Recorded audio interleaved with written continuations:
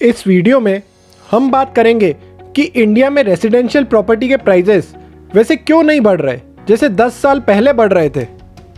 और हम ये भी देखेंगे कि रियल एस्टेट में इन्वेस्ट कैसे करते हैं और उसे वैल्यू कैसे करते हैं, मतलब किसी भी प्रॉपर्टी को खरीदने की सही कीमत हम कैसे पता करें, और क्या अभी आपको रियल एस्टेट में इन्वेस्ट करना चाहिए या स्टॉक मार्केट में। आइए देखते हैं।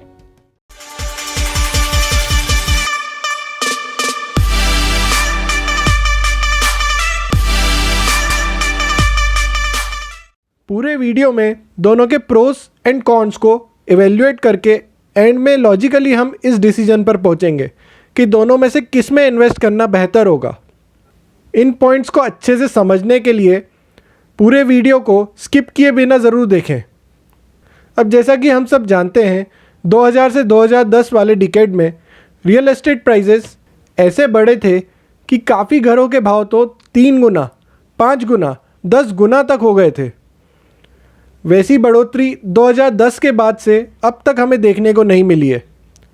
हाँ, क्योंकि इंडिया इतना बड़ा देश है जिसमें काफ़ी सारी सिटीज़ हैं और हर सिटी का मार्केट वहाँ के डिमांड सप्लाई के हिसाब से अलग है। इसलिए जहाँ डिमांड ज़्यादा है वहाँ प्राइजेस बड़े हैं और जहाँ नहीं है वहाँ उतने नहीं बढ़े। बस कंस्ट्रक्शन और लेबर कॉस्ट बढ़ने की वजह से महंगाई जितनी बढ़ोतरी उनमें देखने को मिली है। लेकिन जैसे हर चीज़ को खरीदने की एक सही कीमत होती है, वैसे ही घर या कोई और रियल एस्टेट खरीदने की भी एक सही कीमत होती है। लेकिन वो कीमत पता कैसे करें? उसे पता करने का सबसे आसान तरीका है रेंटल यील्ड। रेंटल यील्ड होता है टोटल रेंट जो साल भर में वो प्रॉपर्टी हमको कमा कर देगी divided by total cost of the property. मतलब मान लीजिए एक घर को खरीदने से जिसकी कीमत 40 लाख रुपए है, आपको फ्यूचर में महीने का 15,000 रुपये किराया आएगा, तो साल भर का हो गया 1,80,000 रुपये। अब इस 1,80,000 रुपये को 40 लाख से डिवाइड करने पर हमें मिलती है इस घर की रेंटल यील्ड, जो आती है 4.5%, यानी 4.5%। नॉर्मली 4% से कम रेंटल यील्ड लो मानी जाती है, जो फ्यूचर में आपको अपने इन्वेस्टमेंट पर कोई खास रिटर्न नहीं देगी, क्योंकि प्रॉपर्टी के मेंटेनेंस और टैक्सेस में ही इतना पैसा चला जाएगा कि 4% कुछ भी नहीं लगेगा।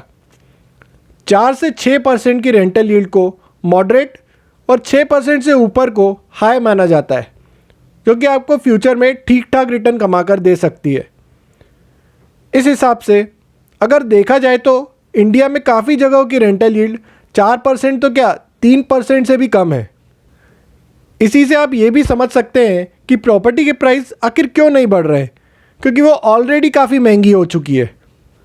उसी तरह आपके आसपास के मार्केट की यील्ड इस फॉर्मूले से निकालकर आप भी देख सकते हैं कि वो प्रॉपर्टीज़ सस्ती है या महंगी।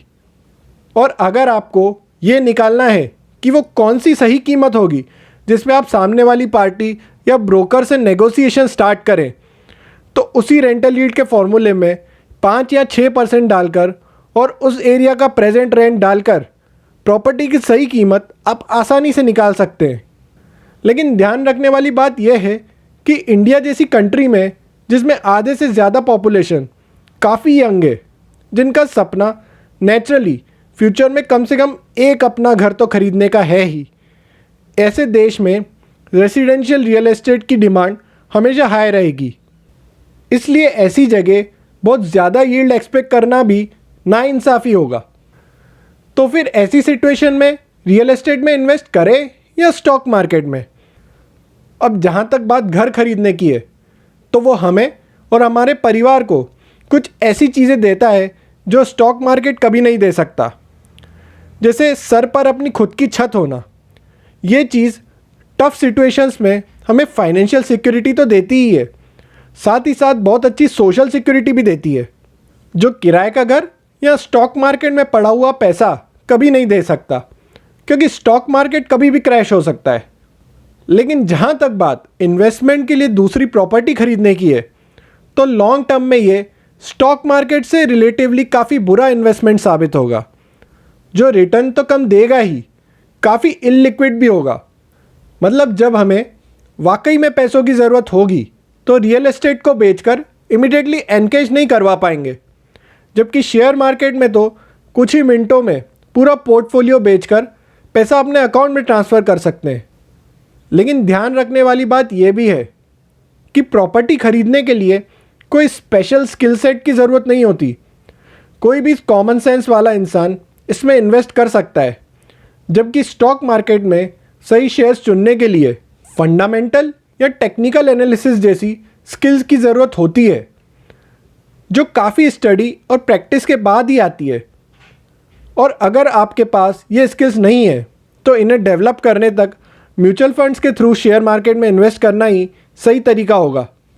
तो फ्रेंड्स, अगर आपको इस वीडियो से कुछ भी सीखने को मिला है तो वीडियो को लाइक और चैनल को सब्सक्राइब कर अपने जानने वालों से शेयर ज़रूर करें, ताकि उन्हें भी ये जानकारी का लाभ मिल सके। मिलेंगे अगले वीडियो में। Thank you.